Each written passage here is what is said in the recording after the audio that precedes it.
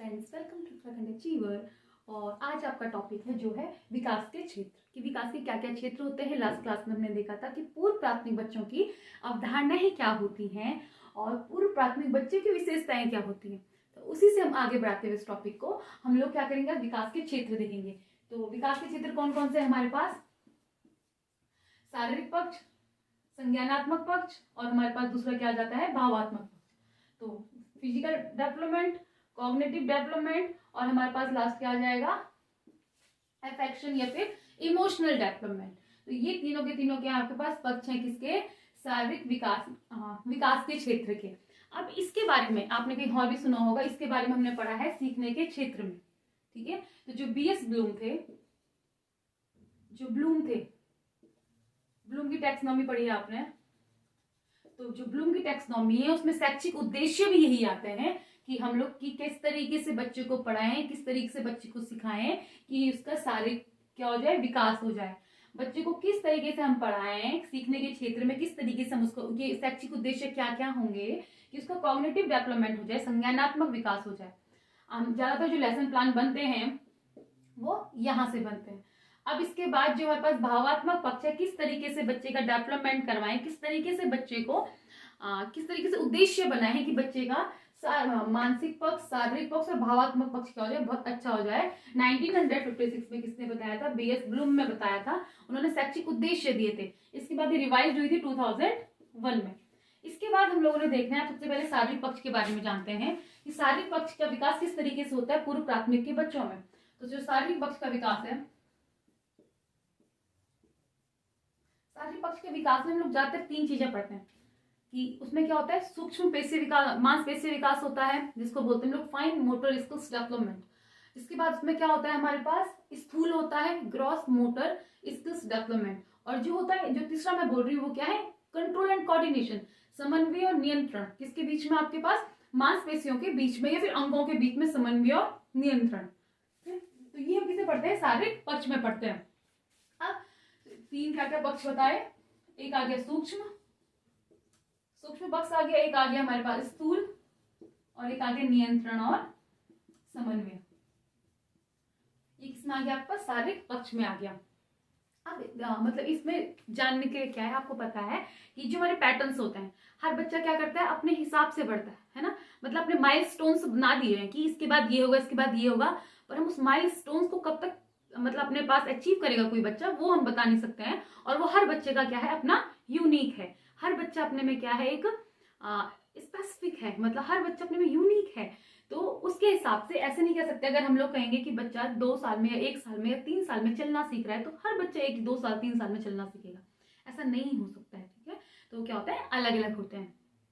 अब सूक्ष्म जो स्थूल पेशीय विकास है आपका, सबसे पहले स्थूल पे ही आता है बच्चा कि पहले वो चलना सीखता है, दौड़ना सीखता है, उछलना सीखता है। तो जो हमारी बड़ी मांसपेशियां जब काम करेंगी उसमें क्या बोलते हैं हम लोग, स्थूल पेशीय विकास बोलते हैं। स्थूल मांसपेशियों पे क्या आना, नियंत्रण आना, कंट्रोल एंड कोऑर्डिनेशन आना।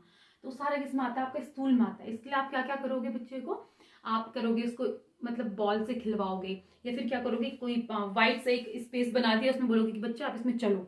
इसमें क्या होगा, बच्चे को कंट्रोल एंड कोऑर्डिनेशन आएगा, क्योंकि उस टाइम पे बच्चे पे कंट्रोल नहीं होता है अपने पैरों पे, तो कंट्रोल आएगा बच्चे पे। इसके बाद आप सूक्ष्म के लिए क्या करोगे, बच्चे को चीजें जैसे कि हम लोग क्या करते हैं अपने हाथ से कलर पे ठप्पे वगैरह लगवाते हैं, इससे क्या होगा, उसके कंट्रोल कोऑर्डिनेशन होगा, उसके आइज के बीच में, उसके लिसनिंग के बीच में, ये वो क्या करेगा, कंट्रोल कर पाएगा चीजों को। इसके बाद हमारे पास इन सभी चीजों में क्या करेगा, फिर वो नियंत्रण और समन्वय लगाएगा कि जब वो चल रहा है तो उस टाइम पे वो किसी का हाथ पकड़ के भी चल सकेगा। मतलब हर एक बॉडी पार्ट में क्या होगा, उसका कंट्रोल और कोऑर्डिनेशन आएगा। ये था आपका शारीरिक पक्ष। और शारीरिक पक्ष में हम लोगों को ध्यान रखना है कि जो आंगनबाड़ियां होती हैं, स्पेशली जो आंगनबाड़ी होती है हमारे पास, उसमें 5 तारीख को, हर मंथ के 5 तारीख को ये सब चीजें चेक होती हैं। मतलब उनका एक कार्ड बना होता है बच्चे का, हर बच्चे का एक कार्ड बना हुआ होता है। उस कार्ड में क्या करते हैं वो, कुछ हमारे पास गतिविधियां लिखी हुई होती हैं, और अगर वो बच्चा उन गतिविधियों को कर रहा है तो उसका आगे क्या लगता रहता है, टिक लगता रहता है। अगर वो किसी की मदद से कर रहा है तो उसमें क्या लगता है, ऐसा टिक लगता है, ये लगेगा, या फिर एक कभी ऐसा वाला टिक भी होता है। तो मतलब ज्यादातर ये वाला टिक लगता है, किसी की मदद करके, मतलब किसी की मदद कर रहा है और तब कर पा रहा है। लेकिन अगर बच्चा बिल्कुल कर ही नहीं पा रहा है तो उसमें ऐसा टिक लगता है। और ये हर मंथ की 5 तारीख को ये सारे का सारा क्या होता है, जांच होता है। इसलिए हमको ध्यान रखना है कि बच्चे को क्या करें, अच्छा सा पोषण मिल सके जिसका उससे शारीरिक विकास अच्छा हो, उसको अच्छे खेल खिलाए जाएं। खेल से क्या होगा, उसके हर एक बॉडी पार्ट का क्या होगा, विकास होगा। तो ये सबका सब क्या था आपके पास, शारीरिक पक्ष के बारे में। तब शारीरिक पक्ष के बारे में कोई चीज ध्यान रखनी है कि हमारे पास क्या होता है, हमारे पास जो डेवलपमेंट होता है वो होता है 2 तरीके से, एक होता है प्रॉक्सिमोडिस्टल, एक होता है सेफेलोकॉर्डल। तो जो हम डेवलपमेंट की बात करते हैं वहां पे हम देखते हैं सेफेलोकॉर्डल के बारे में। तो जो सेफेलोकॉर्डल है सिर्फ 2 मुखी कहते हैं, सेफेलोकॉर्डल मतलब सेफेलो मतलब हेड से होता है, ठीक है, हेड से आपका विकास हो रहा है। तो बच्चा जब नियंत्रण करता है अपनी बॉडी पे, सबसे पहले अपने हेड पे नियंत्रण करता है, सबसे पहले अपने वो क्या करता है, सिर से इधर उधर देखना स्टार्ट करता है, फिर उसके बाद उसके बॉडी पार्ट्स में क्या आता है, नियंत्रण आता है। तो मतलब ये सिर से पैर तक का विकास क्या होता है, विकास की श्रेणी में कौन आता है आपके पास, शारीरिक पक्ष आता है। और इसके बारे में किसने कहा था आपके पास, हरलॉक ने कहा था। अब इसके बाद हमारे पास कुछ हमने क्या दिए हैं, जनरलाइज करी है चीजों को कि शारीरिक विकास किस किस तरीके से होता है। तो सबसे पहले हम देखेंगे कि जो सर होता है, सर का भार जब बच्चा छोटा होता है उस टाइम पे कितना होता है, 350 ग्राम होता है। जब उसका जन्म होता है, जब उसका बर्थ होता है तो क्या होता है, उसका 350 ग्राम होता है। पर जैसे ही बच्चा 6 साल में पहुंचता है तो उसका कितना हो जाता है, 1250 हो जाता है। इसके बाद हम लोगों ने देखा था हाइट। तो जो हाइट होती है बच्चे की वो होती है, जब वो होता है तो 50 सेंटीमीटर करीब होती है, और जैसे वो बड़ा 6 साल तक हो जाता है 110 सेंटीमीटर तक हो जाता है। अभी भी ये कहा जा रहा है, ये जनरलाइज है, हर बच्चे का ऐसा होगा ये हम नहीं कह सकते हैं, सिर्फ जनरलाइज किया है चीजों को। इसके बाद हमारे पास यहाँ पे होता है अस्थिकरण की प्रक्रिया। अस्थिकरण की प्रक्रिया मतलब ऑस्ट्रिफिकेशन, मतलब फॉर्मेशन ऑफ बोन्स। अब बोन्स तो पहले बन जाती हैं कि हमारे पास जैसे जन्म होता है उस टाइम पे 300 बोन्स होती है हमारी बॉडी के अंदर। जैसे वो थोड़ा बड़ा होता है, शैशवावस्था तक जाता है, पूरा 6 साल तक अचीव करता है, वो हड्डियां 350 करीब हो जाती हैं। और फिर जैसी वयस्क होता है, फिर किशोर अवस्था में पहुंचता है, वो 206 हो जाती हैं। तो यहाँ पे बढ़ने की ये जो प्रक्रिया होती है ऑस्ट्रिफिकेशन के अंदर, अस्थिकरण के अंदर होता है कि आपके पास जो हड्डी होती है वो अपने को आगे से 2 पार्ट में डिवाइड कर देती है, और जो दूसरी हड्डी होगी फिर उसके साथ अटैच होगी। तो ये कुछ ऐसी करके कि जो अच्छा सा लॉक हो ऐसे करके बन जाती है। इस कारण ये हड्डियां क्या होती हैं, बढ़ जाती हैं जब वो शैशवावस्था से थोड़ा सा आगे बढ़ जाता है। और इसके बाद क्या होता है, इसके अंदर मिनरल्स हो गया, आपके पास कैल्शियम हो गया, जो भी पदार्थ हैं वो सारे के सारे क्या हो जाते हैं, इसके अंदर भरने लग जाते हैं, और हमारी हड्डी क्या हो जाती है, मजबूत हो जाती है। इसलिए बच्चा जब क्या होता है, हमारे पास बाल्यावस्था में भी होता है और शैशवावस्था में भी होता है, उनकी हड्डियां क्या होती है, लचीली होती है, ठीक है, जल्दी से टूट सकती है, मतलब ठीक है, लचीली होती है। तो क्या होता है, ऑस्ट्रिफिकेशन या अस्थिकरण की प्रक्रिया होती है, और 350 क्या होती है, उसके वहां पे हड्डियां होती हैं, और उसके बाद 206 बन जाती हैं। इसके बाद हमारे पास हार्ट बीट, जो हार्ट बीट होती है बच्चे की, जब वो होता है तो क्या होती है, 140 पर मिनट, मतलब 140 बार दिल धड़कता है। हम लोगों को 72 टाइम्स धड़कता है, तो उसका कितने बार होता है, जो लव डव की साउंड आती है वो 140 टाइम्स में आती है, 140 टाइम्स आती है 1 मिनट में। जैसे वो बाल्यावस्था में पहुंचता है वो हो जाती है आपकी 100, और जैसे वो क्या करेगा, किशोरावस्था में पहुंचेगा वो हो जाएंगे आपके 72 जो नॉर्मल होते हैं। तो ये किसके बारे में था आपके पास, शारीरिक पक्ष के विकास के बारे में था। अब हम जानेंगे उसका संज्ञानात्मक विकास किस तरीके से होता है। अब जो हमारे पास नेक्स्ट टॉपिक है वो है संज्ञानात्मक पक्ष, कि बच्चे का संज्ञानात्मक पक्ष में विकास किस तरीके से होता है, फिर कॉग्निटिव डेवलपमेंट।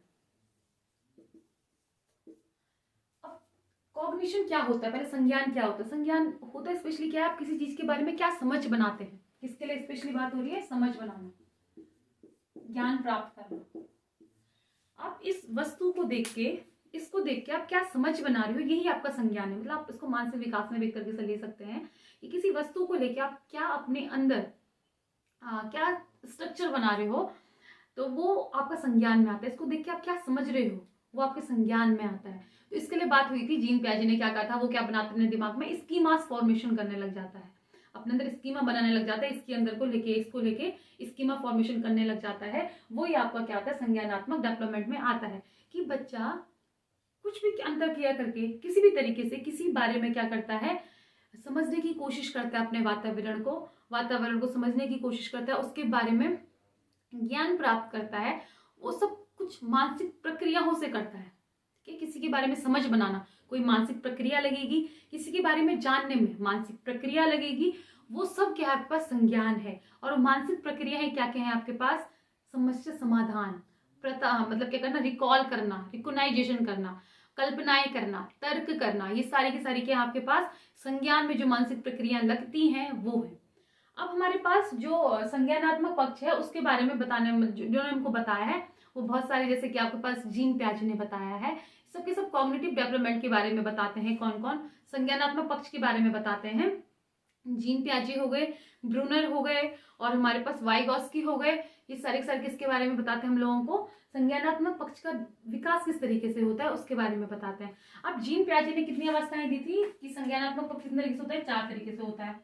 अब चारों के चारों को हम लोग यहाँ पे नहीं पढ़ेंगे क्योंकि हमने बात करनी पूर्व प्राथमिक के बच्चों की। अब पूर्व प्राथमिक में हम लोग 0 से 2 तो नहीं पढ़ेंगे, जो उनकी कौन सी थी, संवेदीगामक अवस्था थी। हम पढ़ेंगे दूसरी वाली अवस्था थी, वो क्या थी, प्री ऑपरेशनल। तो जो प्री ऑपरेशनल थी, पूर्व सक्रियात्मक अवस्था, पूर्व सक्रियात्मक अवस्था थी, उसके बारे में पढ़ेंगे। यहाँ पे बच्चा क्या करता है, उसको सीक्वेंस का पता नहीं चलता, श्रृंखला का पता नहीं चलता। अगर आप बोलोगे कि छोटा बड़ा बड़ा बड़ा बड़ा करके लगा, वो नहीं लगा पाएगा, तो मतलब उसमें के पास सीरिएशन का विकास नहीं होता है। उसके बाद आत्म केंद्रित होता है बच्चा। यहाँ पे आत्म केंद्रित होने का मतलब होता है बच्चा सिर्फ एक ही एस्पेक्ट देखेगा, पेन का बहुत सारे एस्पेक्ट देखेगा कि वो चल भी सकता है। इसके बाद हम लोग देखेंगे कि और क्या होता है बच्चा, अगर आप क्या करोगे कि जीन प्याजे ने क्या किया था कि जो क्लिनिकल मेथड यूज किया था इसमें, तो उन्होंने क्या किया था कि 2 जगह पे क्या करते, पैसे मतलब जो सिक्के होते हैं उनको पूरा दूर दूर दूर दूर रख दिया, दोनों को बराबर दूर दूर दूर रख दिया। उसके बाद उन्होंने क्या किया, बोला बच्चे से पूछा कि ज्यादा किसमें है, तो उसने बोला दोनों में बराबर है। लेकिन उन्होंने क्या किया, एक बार में सबको पास रख दिया, एक को दूर ही रख दिया। फिर बच्चे को पूछा इसमें ज्यादा किसमें है, तो उसने बताया किसमें ज्यादा है, जिसमें बहुत सारे सिक्के हैं वो ज्यादा रखे हैं। तो वहां पे बच्चे को अभी क्या नहीं आया है, बच्चे का दिमाग का इतना विकास नहीं हो पाया है कि चीजों को अगर कम रखो, मतलब उसका स्पेस कम कर दो कि वो क्या हो जाएंगे, बराबर लगेंगे, मतलब उसको इतना पता नहीं चला है। वैसे उसने गिलास में किया, एक गिलास का क्या कर दिया, गिलास को मतलब ब्रेथ में ज्यादा ले लिया, एक को लेंथ में ज्यादा ले लिया, तो बराबर पानी डाला, एक ही गिलास से बराबर पानी डाला दोनों में, पूछा किसमें ज्यादा है, उसमें जो सिलेंड्रिकल में जो बड़ा है उसमें ज्यादा पानी है। तो बच्चे का यहाँ पे विकास नहीं हो पाता है पूर्व सक्रियात्मक अवस्था में, लेकिन वो सिंबल्स बनाने स्टार्ट कर देता है अपने दिमाग में कि ये पेन है तो पेन का सिंबल उसके दिमाग में होगा कि पेन कैसे कैसे क्या क्या होती है। तो सिंबल अगर बनाने की बात करेगा कि सिंबल कब से बनाने लग जाता है, सिंबल्स बनाने लग जाता है, प्रतीक बनाने लग जाता है अपने दिमाग में कब, 2 से 7 साल की अवस्था में। वो जैसे टीवी पे देखता है कि घोड़ा है, तो वो क्या करते थे, वो झाड़ू को मतलब घोड़ा जैसे समझ के चलने लग जाता है आगे।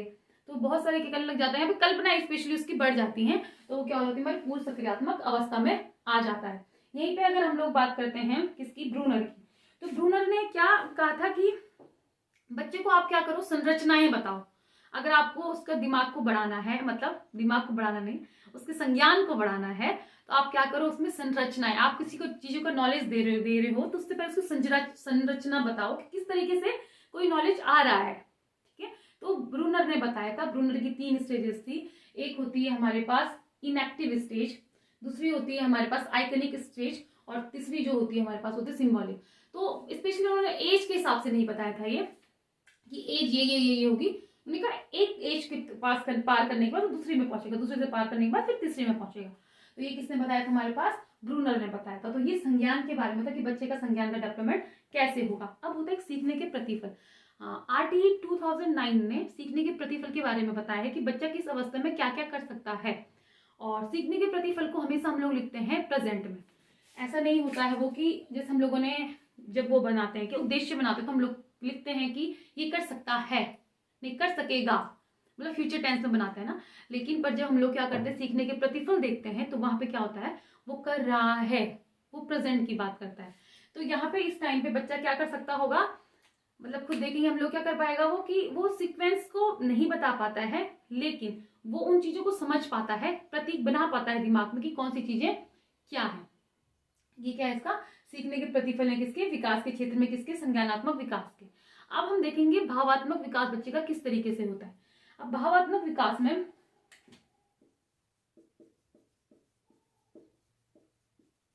बाकी सब सेम है कि भावात्मक भावनाएं क्या होती हैं, कैसे होती हैं, कि सबसे पहले इमोशंस क्या होते हैं। इमोशंस एक लैटिन शब्द है, इसको इमोर कहते हैं। इमोर मतलब होता है कि उत्तेजित करना। और मैकडूगल ने उसके बारे में 14 भाव मतलब 14 हमारे पास संवेग है उसके बारे में बताया था। संवेगात्मक विकास स्पेशली होता क्या है कि आप किस तरीके से सामाजिक प्रक्रिया करके आप अपनी भावनाओं में क्या करोगे, नियंत्रण पाओगे, है ना। इससे क्या होता है, बच्चे को बचपन में बहुत ज्यादा क्रोध आता है, गुस्सा आता है, कईयों को बड़े हुए तक भी आ जाता है। मतलब अपने उस क्रोध में किस तरीके से आप क्या करोगे, कंट्रोल करोगे, तो वो बच्चा उसमें सीखता है। तो वो परिपक्वता इसमें बहुत ज्यादा मायने रखती है कि आप जैसे जैसे जैसे बड़े होते जाओगे आपके पास चीजें क्या होती जाएंगी, आप उस चीज को कंट्रोल करने लग जाओगे। आपने क्या करना है, सबसे पहले देखेंगे हम लोग, सबसे पहले क्या होता है, संवेगों का उदय होता है। संवेग आते हैं, संवेग क्या होते हैं, मूल प्रवृत्तियों पे आधारित होते हैं, जन्मजात होते हैं हमारे संवेग। जैसे बड़े बड़े होते जाएंगे वो संवेग बढ़ते जाएंगे और स्पेशली 5-6 साल तक हमारे सारे के सारे संवेग क्या हो जाते हैं, आ जाते हैं हमें। तो संवेगों का क्या होगा, उदय होगा।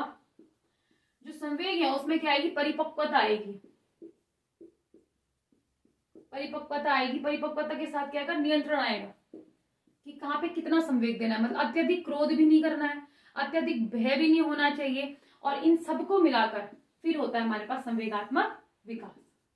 मतलब कि भावात्मक विकास से फिर संवेगात्मक विकास होता है हमारे पास किस चीज में, पूर्व प्राथमिक में। अब बच्चा यहाँ पे क्या होता है, यहाँ पे हम लोगों को बच्चे को सिखाना क्या क्या चीजें चाहिए, जैसे कि अत्यधिक क्रोध न करे बच्चा, बच्चे के पास आत्मनियंत्रण आए। बच्चे को बहुत गुस्सा आ रहा है तो आत्मनियंत्रण आए। आत्मनियंत्रण के लिए हम क्या करते हैं, आत्मनियंत्रण होता है, आत्म अभिव्यक्ति होता है। और ये आते हैं आपके पास खेलने से।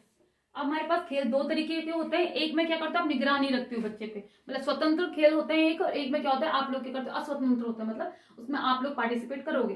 स्वतंत्र खेलों में बच्चा क्या करता है, आत्म अभिव्यक्ति करना सीखता है कि हाँ ठीक है, कठपुतलियों के साथ कठपुतलियां बना रहा है, उनसे बातें कर रहा है। अभी भी बहुत होते हैं जो क्या करते हैं, अपने आप से बातें करना पसंद करते हैं। वो चीजें बहुत अच्छी होती हैं, वो आपकी कल्पना शक्ति को भी बहुत अच्छा बनाती है और आपकी अभिव्यक्ति को भी बहुत अच्छा बनाती है। आपने कई जगह इंटरव्यू में देखा होगा कि आपको शीशे में रख के बात करनी चाहिए। इससे क्या होता है, आपके पास आपकी आत्म अभिव्यक्ति बहुत अच्छी होती है। उसके बाद मतलब आप कहीं पे भी कोई कुछ बोलेगा आप उसको बहुत अच्छा बता सकते हो, बहुत अच्छा जवाब दे सकते हो, अगर आपने आत्म अभिव्यक्ति आपकी बचपन से बहुत अच्छी होगी। तो कोशिश करना कि बच्चे अपने आप से बात करना भी सीखें, अपने आप के बारे में जानना सीखें, अपने आत्म के बारे में जानना सीखें। इस पर आत्मनियंत्रण, आत्मनियंत्रण मतलब होता है जो आप नियम वाले खेल खिलाते हो। आप बोलोगे कि यहाँ से यहाँ पे तक बॉल जाए, मतलब अगर आप जाएगी तो आप आउट हो जाओगे, तो वहां से बच्चा बोलता है अच्छा ठीक है ये गलत है। तो ये आत्मनियंत्रण करना सीखता है बच्चा। और आपको कोशिश करनी है कि बच्चे को ज्यादा भय ना हो, ज्यादा क्रोध ना हो, ज्यादा किसी से मतलब ज्यादा किसी से प्यार ना जताए। और मतलब चीजें क्या है, वो अपने संवेगों पर नियंत्रण करना सीख ले। ज्यादा मतलब बच्चा जिज्ञासु होना चाहिए चीजों को लेके। और मतलब ये तो हमने पढ़ी है, उसकी क्या होती है, प्रवृत्ति होती है, जिज्ञासु होता है, वो बहुत अधिक प्रेम दिखाता है दूसरे के प्रति। तो उन सब चीजों में क्या करवाना, उसको कंट्रोल करवाना, नियंत्रण करवाना कि आप इसको इतना ही, मतलब अगर संवेग, क्योंकि हम में और अगर हम लोग बोले हम में और जानवर में अंतर की सिर्फ किस चीज का है कि हम अपने संवेगों को किस तरीके से वो कर रहे हैं, मतलब बता रहे हैं दूसरे को, है ना। तो वो हमें पता है कितना बताना है। अगर हमें क्रोध आ रहा है तो हम किसी को मार नहीं सकते। अब हो रहा है वो चीजें समाज में, पर नहीं है, मतलब ये नहीं है कि हम उसको मार दें, है ना। तो पर जानवर को क्रोध आ रहा है, अगर कुत्ते को क्रोध आ रहा है तो काटेगा ही काटेगा, है ना। तो ये क्या होता है, हम में और जानवर में सिर्फ यही अंतर होता है कि हमारे संवेग कंट्रोल में होते हैं कि कहाँ पे कितना संवेग दिखाना है, कहाँ पे कितना नहीं दिखाना है ना। बुद्धिजीवी हैं हम लोग। तो ये सारे के सारे क्या था, कुछ भावात्मक पक्ष था। तो हमने आज 3 पक्ष के बारे में जाना, किस किस तरीके से विकास होता है। अब इसके बाद जो लास्ट बुलेट है वो है आप लोगों की कि पेरेंट्स की इसमें क्या क्या भूमिका होती है, तो हम देखेंगे नेक्स्ट वीडियो में। Thank you and have a nice